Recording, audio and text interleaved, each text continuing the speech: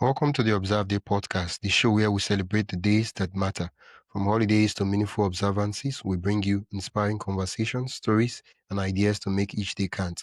Whether it's raising awareness, learning something new, or simply sparking joy, this is your space to explore the calendar in a whole new way. I'm your host, Wisdom Okonkwo, and I'm excited to share today's observance with you.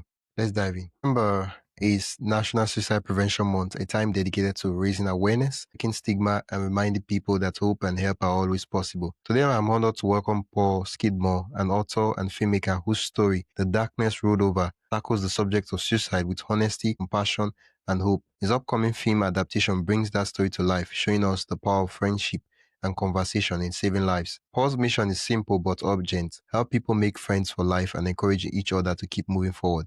This is exactly the kind of conversation Suicide Prevention Month is about. Welcome to the podcast, Paul. Thank you for having me, Wisdom. Yeah, September is National Suicide Prevention Month. Why do you believe it's important to have open conversations like this now more than ever? Right. I think one of the biggest dangers of getting into a depressive place is that you get really isolated because all these things are sort of happening inside you. They're not happening outside of you. And since you can't see the other things that are happening inside of other people, then you kind of think it's only happening to you.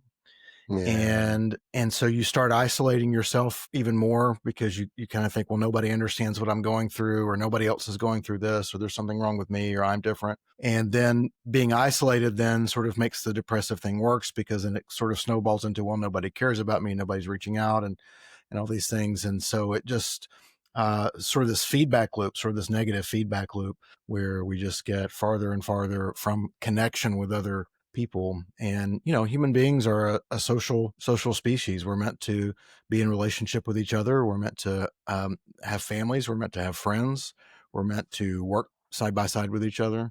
And when we don't have that, we can't really fully function as we're meant to be. Yeah. From your perspective, what are some of the misconceptions about suicide that still needs to be broken? Because you've noticed it's all around. Yeah, well, I'm not a mental health expert. I'm an author and a filmmaker, but No, I've written on the from subject. I care about it, yeah. But I think I think the biggest misconception is not sort of a social misconception, but it's the personal misconception. The idea of no one understands what I'm going through. Nobody understands this. Nobody will get it. And certainly nobody can understand exactly what another person is going through. Nobody can understand the exact circumstances, right? But Yeah. I think all of us at some point, we all deal with sorrow. We all deal with being upset or disappointed. Many of us deal with despair. Many of us deal with discouragement, and because we don't talk about those things, then someone else who deals with those things might think that they're the only one, or that no one around them is dealing with those things also. And so that, I think, is the key misconception, because as soon as there have been times in my life where I was going through things and thought nobody's going to understand this, or people are going to judge me for it, or whatever. And when I shared with a friend and that friend said, yeah, me too, suddenly just like a weight would come off. We had this phrase that my friends and I say, which is a joy is doubled and a burden is cut in half when you share it. And so when you're in that social relationship, things like gratitude and joy and positive things seem to increase out of nowhere, whereas things like burdens, we can bear them together, and so they become lighter because we're in it together. Suicide rates, it's rising. Some of the stats, they're really, really, really painful, right? Especially when you consider that I think I saw one stats more recently that suicide rate among the young kids. I was like, whew. I was like, I thought it was only adults. I was like, whoa, this is really sad. You've written the book The Darkness Road Over. How does the book shine a light on this crisis? Well, the book is about a woman named Gwen, and she's decided to take her own life. You find that out in the early pages of the book. Yeah. And so the story is, she goes on a fly fishing retreat. She gets paired up with this old fisherman named Roy, and their conversation throughout the day kind of challenges this decision that she's made. The book is it's written in third person, but it's so close to Gwen. It really tracks sort of just with hers. Is what we call third person and close, but it almost feels first person. You almost feel as if you're inside Gwen's mind and Gwen's experiences.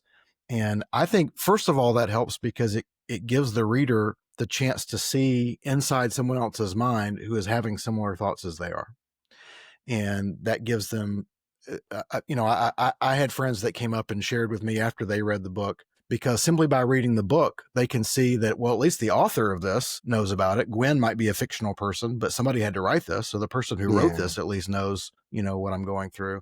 And that begins to open up the possibility that maybe other people know. So that's the yeah, first way. The other way is that some of the other characters in the book, I reached out and got some feedback from several friends that are close to the subject, and I tried to make some of the other characters in the book model positive behaviors, model positive ways of receiving things that Gwen was saying, or situations that they were in. yeah, And because I want the book to be, for people who are in a dark place, for people who are struggling with dark thoughts, I want them to have the book to show to somebody else and say, this is what I'm going through. If you read this, you'll understand.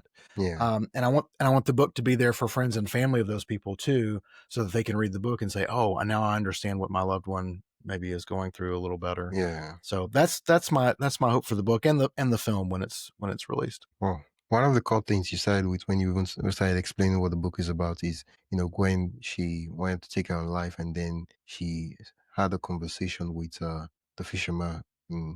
And for me, it's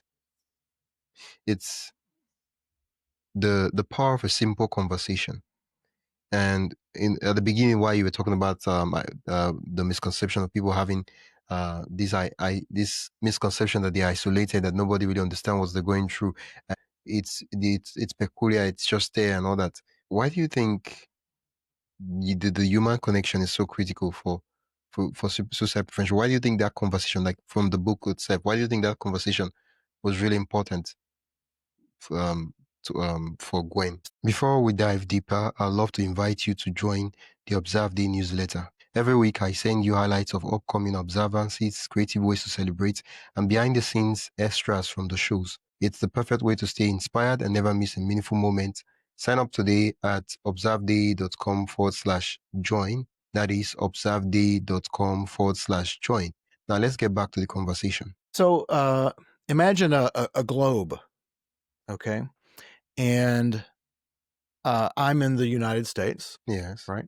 And so if I were to face sort of, Tennessee, United States, where I'm from, and look at the globe, there's a lot of the globe that I can't see. Yeah. I can't see Africa. I can't see Russia. I can't see India. That's not on the part of the globe that I'm looking at. Likewise, someone who's in Africa looking at their hometown on the globe would not be able to see where I live, would not be able to see North America, South America. So all of our experience really is kind of like that. I can sort of only see from my vantage point. And when a friend comes into my life, they have different experiences. They have different things that they've learned. They have different upbringing, and they're able to bring a different vantage point and give me a more full picture of that globe. I can only sort of see one little sliver of it, but they're able to bring something else to it. And that opens up new possibilities that I would not have been able to come up with or think of or see on my own. Yeah, yeah. I think sometimes it's not a question of the problem is that bad. Sometimes it's a question of we're alone. And this is just my opinion. Sometimes it's just we're alone, and it feels like we're drowning, and because probably there's no one. And so when we have conversations, really simple conversations, of genuine conversations, not what they call it. Well, there's a word they use. It's in corporate. There's a corporate word they use for uh uh water cooler talk. Yeah, not the water cooler talk. When you go to get water from the office. Yeah, you're like, Yes, yes, hey, water cooler hey, talk. Paul. Gotcha. Yeah. Oh, hey, Paul. I love your haircut. How you doing? And so you don't want to have those awkward brief silence where you're just there fetching your water and nobody's saying anything. So you end up in it's those simple conversations and for me, it's sometimes friends and family, we see the symptoms, we see the signs, we're not exactly sure, and we don't even know what we want to talk about. Right? So like, what do I see? Do I ask them, hope everything is good? And then if they say it's good, why keep asking them, are you sure everything is good? And we're like, "Ah, what do I say? Right? And we're like, I hope I don't end up saying something else. If I start talking about suicide, I hope I don't put suicide in the mind of the person, especially when it's clear that the person has gone through a lot. Like, probably maybe they've lost, they lost someone really dear to them, and like really tragic things that could get them to really flip, right? Has happened. And you want to make sure that, they're not having those thoughts. You don't want to ask them those questions and then get them to like plant the seed. And so that's a really tricky thing for a lot of persons. Yeah. So I think that it becomes hard to combat when we let it go for so long. Okay. Mm, So if I'm in the city and you're out hiking in the mountains and you fall off a cliff and you call for me to come help, I'm going to be too far away. I'm not even going to hear the call. Right. yeah, But if you and I are in constant spending time with each other and I'm out hiking with you when you fall, I'll be able to help you. Or if I yeah, see you going someplace dangerous, I say, don't go that way. Stay over here with me. Right. And so I think sometimes when we approach this topic, we think of it in terms of the problem is I've always viewed, people making this decision, it's like they're at a train station and they're about to get on a train that's going to leave the station and never come back. mm, And so we get into a panic mode and we say, okay, the first thing we have to do is sort of stop them from getting on that train. And absolutely. And this is why we have, in the US, we have 988 that you can call on the telephone and it will connect you with the National Suicide Prevention Hotline. We have lots of resources online and things like this. And so we have lots of sort of like crisis things. But sort of what I would like to foster is let's not let it get to that. Like if we can do that, yeah. That's the the whole thing that idea of suicide everybody prevention. needs, is to talk with somebody. So I developed a little mini book club around the short story called Five Coffees in a Book, and I'm wearing the shirt here, and I've got the coffee mug, and we have all kinds of fun things like that. But the idea is that you would sit down over 5 weeks and have coffee with a friend. You would read The Darkness Rolled Over Her, with the friend and talk about some of the themes. We have a discussion guide that walks right through it. You don't have to know how to lead a group. You don't have Yeah, to know how to teach or anything like that. It does it all for you. But what it does is it just gets you talking and it just gets you building a relationship with this friend. I've had people that have done it that have been friends for a long time and they have done this 5 week thing. And at the end of it said, I didn't know I needed this kind of relationship in my life. And these are people that were yeah, already deep friends. And so, you're talking about the water cooler talk and how sometimes things can be awkward, even if somebody hasn't gone through an ordeal or whatever. Just getting to know people can be awkward. And one of the first questions, pretty much every week in Five Coffees in a Book, when you sit down, the first question is, "What are you thankful for?"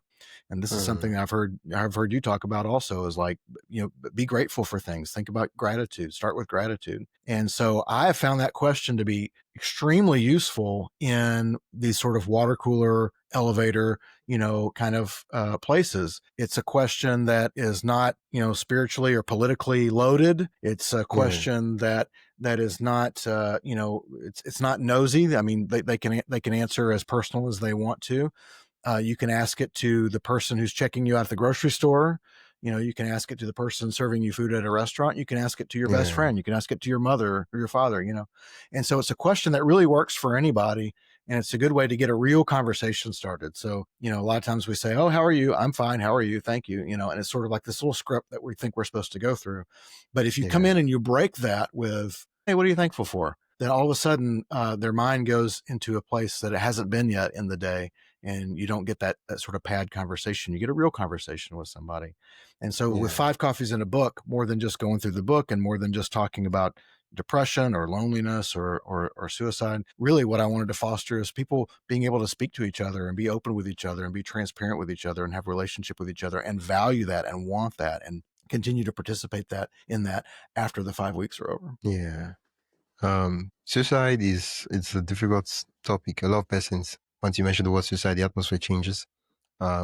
People don't want to talk about it. It's like it's sometimes I feel like people prefer to talk about sex rather than talk about suicide, right? Because like the moment you're like, oh no, don't talk about that, don't do that, right?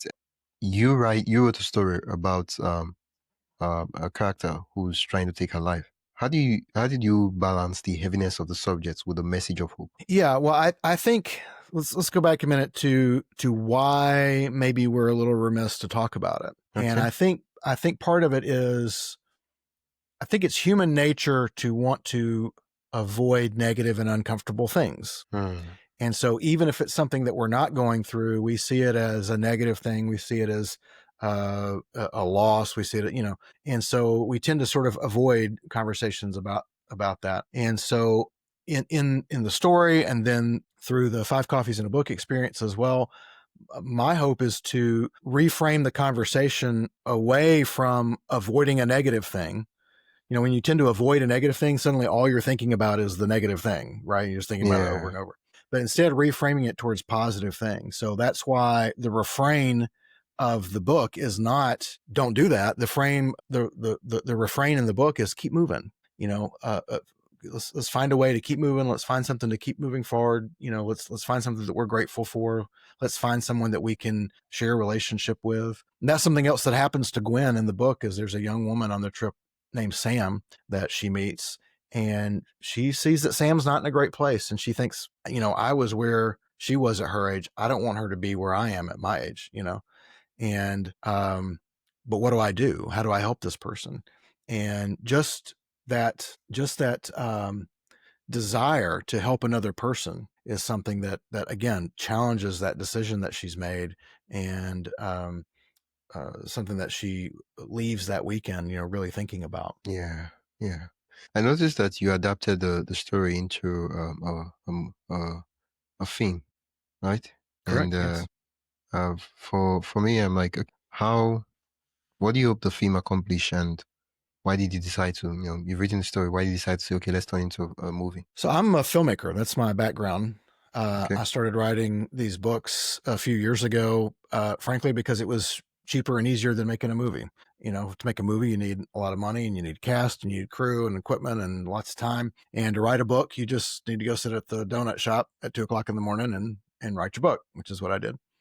And so when I got done writing this book, it kind of took on a life of its own. I meant to just sort of sit down and write a simple story about fishing, and it became the story that it is. And I realized as I was writing it, hey, I think this is important. This is something that the world needs. And so I took a lot of care with it, and took a lot of time with it. And Yeah. when it was done, I realized, hey, there's like 4 or 5 characters. It's all pretty much outside during the day. I have a camera, I have microphones, I have, batteries and lights and things. I think we can make a movie of this. I went to my friend Noah and I said, I think that we can make a movie of this. What do you think? And laid it out for him. And he said, I know we can. I know we can do it. Again, going back to that human connection thing, I wanted to do it, but I had some fear. I had some trepidation. And just hearing Noah say, I know we can do it, it's like, okay, then we're doing Yeah. it. And so that was August 17th, 2020, that I had this first Wow. conversation with Noah. 5 years ago. 5 years ago, August 17th, 2020. September 16th, 2020 was our first day of production. So we Wow. went from, hey, I think we can make a movie of this, to one day of first day of production in less than a month, and it was absolutely crazy. But I talked to some people that I know, and we got a little bit of money to pay for wardrobe and food and things like that. We got a cast locally. We got some volunteer crew. The crew was very small, run and gun. It was mostly just me, Noah, and our friend Caitlin, who was our production assistant. We had a crew of 3 most days. We had some other crew members on some other days, but it was really small. It was real run and gun. They gave us a lot of freedom. We shot Yeah. here locally and just shot evenings and weekends and when people were free. And it's been 5 years, so it's taken a long time to edit and do the visual effects and that sort of thing. But we're coming to the end. We're getting real close to being finished, and so I'm excited to have it out. But there's a trailer on YouTube. You can search for "The Darkness Rolled Over Her" and watch that, or you can go to fivecoffeesinabook.com, and it's embedded there. And then you can also get the ebook of "The Darkness Rolled Over Her" for free. You can get the discussion guide for free, and you'll get signed up also, so you'll be informed when the movie's finally released. Oh, thank you so much for that. I did prepare 5 lightning round questions. Holiday in the to spice things up for the episode up. I would just read them out, and I'll give you quick fire questions. You give me quick fire responses, and that's it. Got You it. ready? I'm ready. What's a phrase you tell someone who feels hopeless? I usually, again, ask them what they're thankful for. That Okay. always starts to turn someone around. Okay. What's one action anyone can do this month to spread hope? Well, of course, I would say get the book. Do 5 coffees in a book. I don't even care if you go through the whole discussion guide, but if you'll sit down across the table face to face with somebody, put your phone down and look at them face to face, that's a big win for a lot of people. So, but I think the discussion guide will really help you make friends for life, not just Yeah. friends for the rest of your life, but friends that will give you life. Yeah. What's a quote you live by when things get tough? This keep moving mantra from the story has become sort of a life mantra for me. I have an automated thing that wakes me up every morning. At the very end, it says, let's get out there, get some sunshine, and keep moving. What's a small act of kindness you've received that gave you strength? So my birthday was last Sunday. It was a week ago, Oh, wow. and I Happy had several. belated birthday. Thank you. I had several friends that reached out and took me out for a meal, or got me a gift card for a meal, or I had a friend that drove 4 hours to come and spend the evening with me, and we had a good time. And so for me, the greatest kindness is just when people want to spend time with me, and being able to spend time with my friends. Yeah. What are you thankful for today? Oh, I'm thankful for all kinds of things. I'm thankful to speak with you again. I'm thankful that that I can represent the National Suicide Prevention Month on your podcast. And I just pray and hope that if there's somebody who is struggling and they come across this podcast episode, that this will be helpful to them. So I'm thankful in advance for that. Yeah. Thank you so much, Paul. Uh, as we recognize National Suicide Prevention Month, let's remember that no one has to carry their struggles alone. Paul's story, The Darkness Rolled Over Her, is available for free along with a discussion guide at 5coffeesandabook.com. This month, make it a mission. Read the story with a friend, have the conversation, and let's remind each other to keep moving. Thank you so much, Paul. Stay in touch and learn more about the work you're doing. You mentioned the movie coming out soon. Yeah, I think you can find most of it at 5coffeesinabook.com. My production company is parabolos.com, parabolos.com. You can find my other books, my audiobook, my other short films, and podcasts and other things there as well. Yeah, well, thank you so much. It's been an absolute delight to chat with you again. Thank you for having me. I always love it. That's it for today's episode of the Observe Day podcast. Thank you for spending your time with us as we explore today's observance. If you enjoyed this episode, be sure to subscribe wherever you listen to podcasts and share it with a friend who'd love to celebrate life special days too. Don't forget to join the newsletter at observeday.com/join for more observance stories, tips, and updates. Until next time, keep finding meaning in every day.